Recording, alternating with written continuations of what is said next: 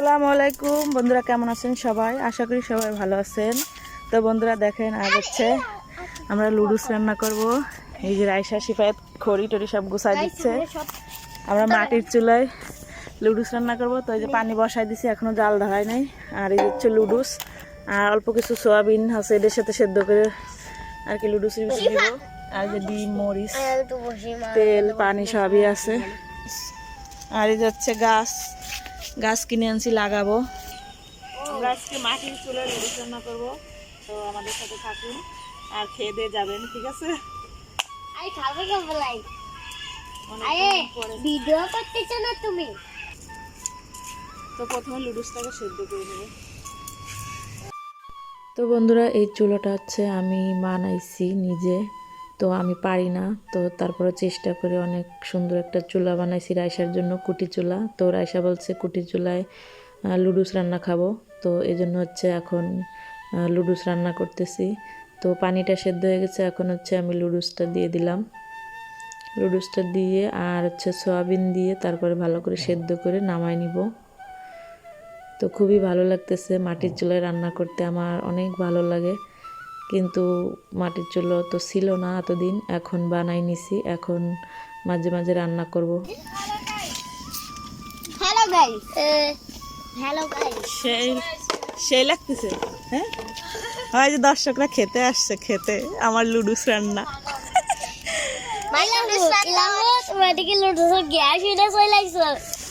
আমার দর্শকরা লুডুসের গ্রান শুনে চলে আসছে, দেখে লুডুসের গিয়ান এই দিক দিয়ে এই দিক দিয়ে এই দিক দিয়ে।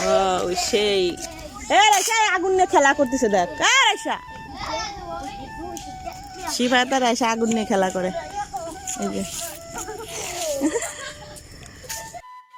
তো বন্ধুরা, লুডুস সেদ্ধ হয়ে গেছে, এখন হচ্ছে আমি নামিয়ে নিলাম ঝুড়িতে। আর এই যে কড়াইটা হচ্ছে অনেক পাতলা, তো এই জন্য তলে লেগে গেছে, প্রচুর পাতলা কড়াইটা, নামাতে নামাতে পুড়ে গেছে, পুড়ে না আর কি, কালো হয়ে গেছে। তো এখন হচ্ছে তেল দিয়ে দিলাম, আর এখন সোয়াবিনগুলো ভেজে নিব, ভেজে উঠাই রেখে তারপর হচ্ছে পেঁয়াজ মরিচগুলো ভেজে উঠাই রাখবো। তো এই যে দেখেন, সোয়াবিনগুলো আগে ভেজে নিচ্ছি। তো এখন হচ্ছে ডিমটা আর কি দিয়ে দিলাম, তো একটা ডিমই দিলাম। আর সোয়াবিন আর পেঁয়াজ মরিচ যে ভেজে উঠাই রাখছি বাটিতে, আর ডিমটাকে এখন একটু ভালো করে ভেজে নিই। তারপর হচ্ছে ডিমের ভিতর দিয়ে দিব এই সোয়াবিন আর পেঁয়াজ ভাজাগুলো।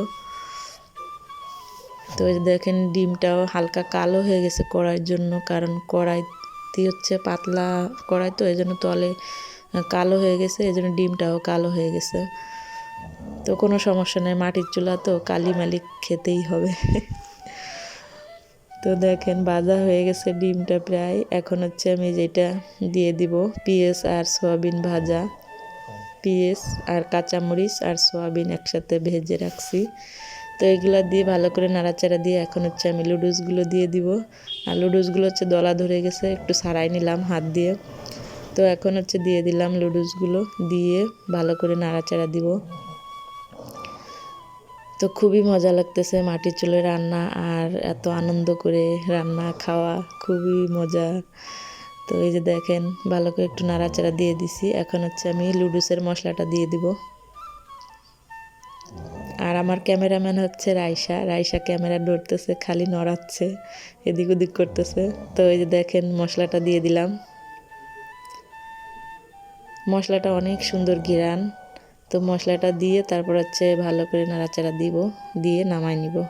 তো আমার মাটির চুলায় লুডুস রান্না কমপ্লিট।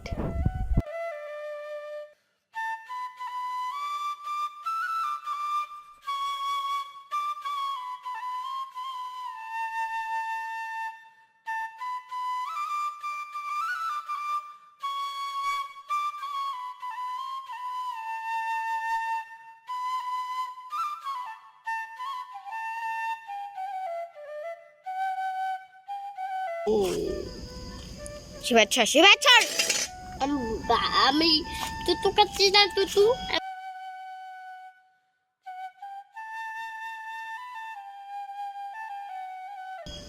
জাস্ট একটু খাই দি।